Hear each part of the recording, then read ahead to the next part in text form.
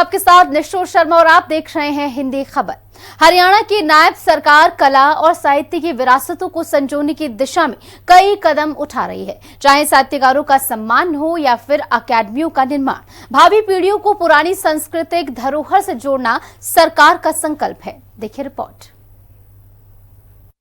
हरियाणा सरकार का संकल्प, साहित्य कला को सम्मान, लोक संस्कृति की अलग, विरासत का संरक्षण, शिक्षण संस्थान पहचान, अकादमी भवन, जीवंत केंद्र, संगोष्ठियों का आयोजन, एनईपी के तहत पाठ्यक्रम। किसी भी देश और समाज के मार्गदर्शन में कला और संस्कृति की अहम भूमिका होती है। परंपराओं और संस्कारों की विरासत ही भविष्य की मजबूत नींव का निर्माण करती है।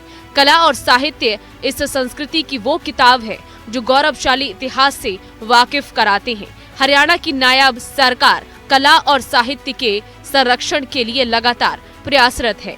रोहतक में आयोजित पंडित लक्ष्मी चंद जयंती एवं साहित्यकार सम्मान समारोह में सीएम सैनी की ओर से दिया गया संदेश इसका प्रमाण है।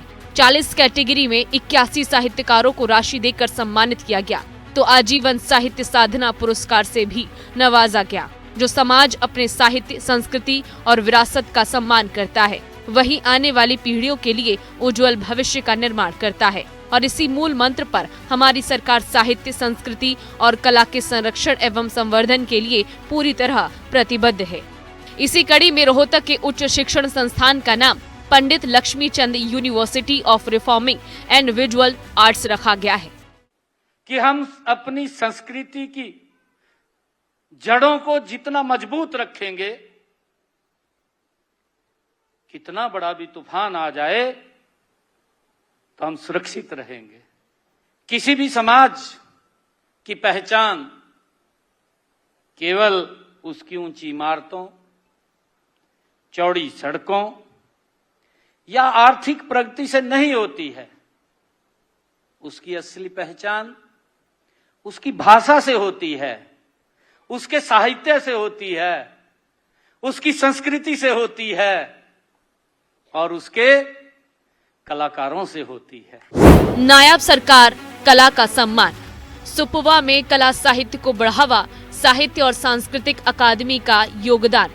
अकादमी ने सम्मान स्थापना का फैसला लिया। सांस्कृतिक धरोहरों का संरक्षण और शोध अभियान। नई शिक्षा नीति के मुताबिक पुस्तकों का प्रकाशन। मातृभाषा साहित्यकारों को सम्मान। देवनागरी में साहित्यों का प्रकाशन। कला साहित्य संगोष्ठियों का आयोजन। पंचकूला अकादमी भवन संस्कृति का जीवंत केंद्र। राखीगढ़ी में सप्त सिंधु हड़प्पा ज्ञान केंद्र। सीएम नायब सिंह सैनी ने संदेश दिया कि समाज की पहचान केवल ऊंची इमारतों, चौड़ी सड़कों या आर्थिक प्रगति से नहीं होती, बल्कि उसकी वास्तविक पहचान उसकी भाषा, साहित्य, संस्कृति व कलाकारों से होती है। सत्ता समय के साथ बदल सकती है, लेकिन संस्कृति पीढ़ियों को जोड़ने का कार्य करती है। समाज का साहित्य जीवित रहता है, उसकी संस्कृति कभी समाप्त नहीं होती।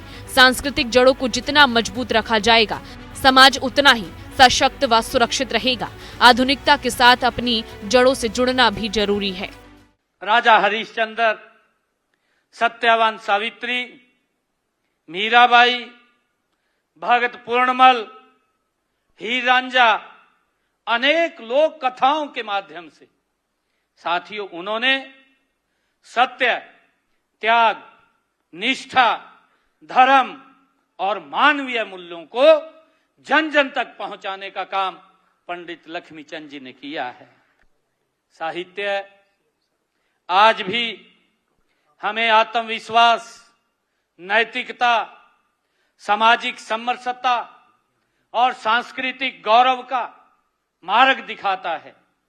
यही उनकी सबसे बड़ी अमरता है। साथियों, साहित्य और साहित्यकार किसी एक व्यक्ति, किसी एक कला, किसी एक प्रदेश तक सीमित नहीं होता है। वे समाज की आत्मा होते हैं। साहित्य समय का केवल दस्तावेज भी नहीं होता, साथ ही वह समाज के चरित्र का एक दर्पण होता है। साथियों, जब इतिहास लिखा जाता है तब घटनाएं दर्ज होती हैं, और साथियों लेकिन जब साहित्य रचा जाता है तब एक युग की संवेदनाएं अमर हो जाती हैं। सीएम नायब सिंह सैनी के नेतृत्व वाली हरियाणा की नायब सरकार का लक्ष्य सिर्फ कलाकारों या साहित्यकारों को सम्मानित करना नहीं, बल्कि भाषा, लोक कलाओं और सांस्कृतिक विरासत का संरक्षण भी है, जिससे आने वाली पीढ़ियों को आधुनिक ज्ञान के साथ ही अपनी जड़ों से जोड़कर रखा जा सके। ब्यूरो रिपोर्ट, हिंदी खबर। और इसी के साथ हरियाणा डायरी में आज के लिए मेरे साथ बस इतना ही। आप देखते रहे हिंदी खबर। नमस्कार।